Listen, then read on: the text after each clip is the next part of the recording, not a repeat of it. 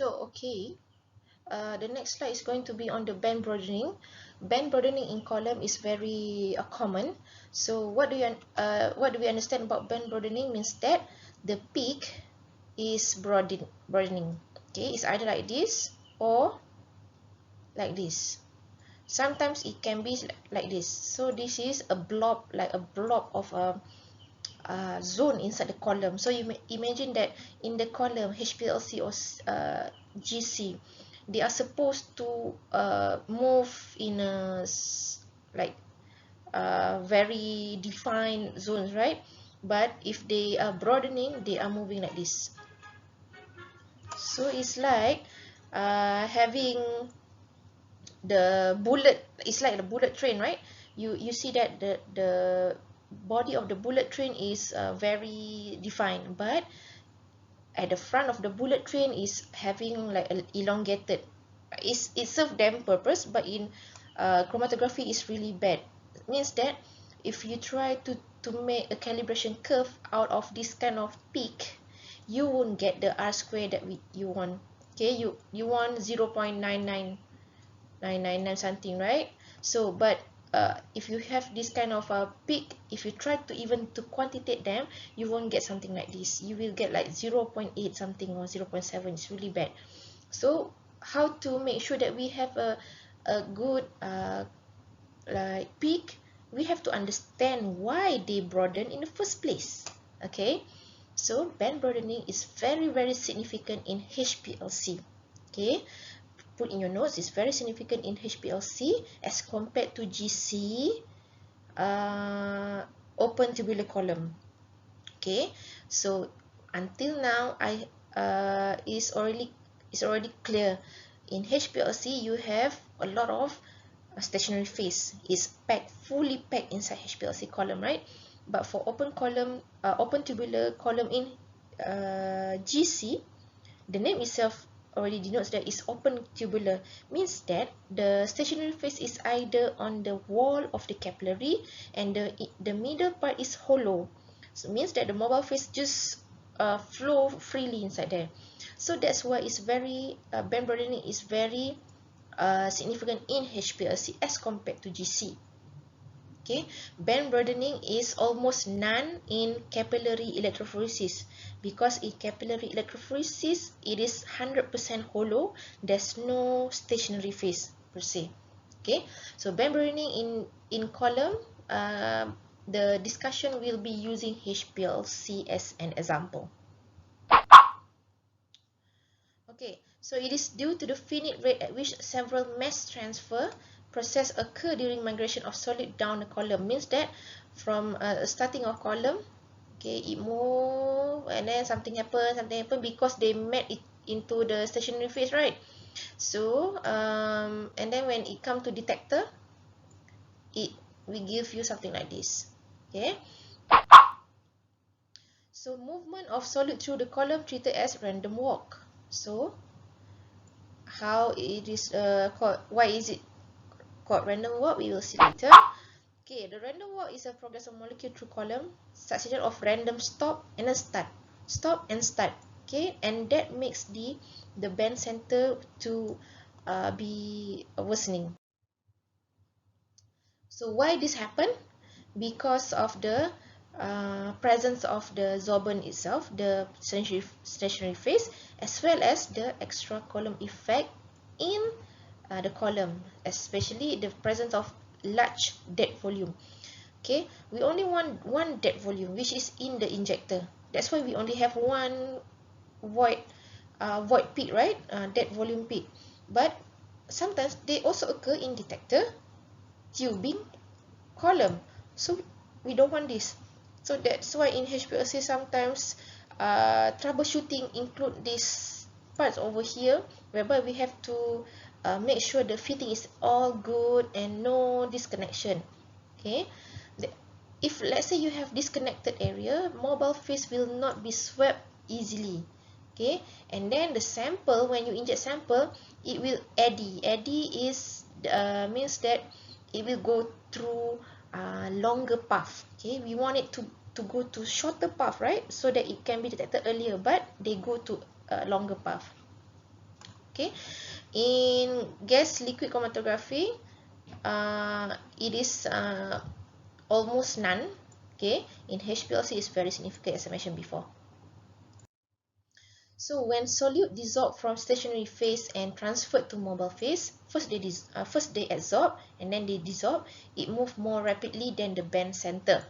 So we want it to move like this, but eventually it moves like this. Okay, so three contributing factors that makes up an equation. We call it as Van Damtier equation. Because of eddy diffusion, the sample diffuse into longer path. Another one is longitudinal or molecular diffusion, labeled as B. Rate of mass transfer means that from concentrated, it go to less concentrated, C.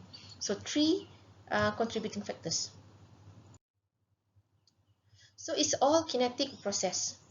Okay, so when you are dealing with kinetic, you know already that this is dependent on flow rate. Okay, as for longitudinal diffusion and mass transfer is related to the flow rate, except for A. Okay, eddy diffusion is independent of flow rate. Okay, so here the Van Damtier's equation is says that the H is the HETP, the height equivalent to plate.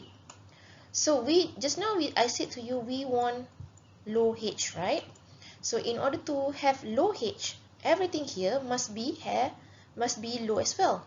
Okay, so that's how we read this equation as compared to the graph. So this is the Van Damtier graph. Okay, so the y-axis is the HETP. The x-axis is the flow velocity. Okay, when you do graph, okay, you will have something like non-linear like this. Sorry, helicopter lalu. Lots of noise over here in KTDI. Okay, so this is the graph that is comprising of three factors. This is the A nanti here, B like this, C kat mana? C is almost like this. So when you compile all three, you will get something like this lah.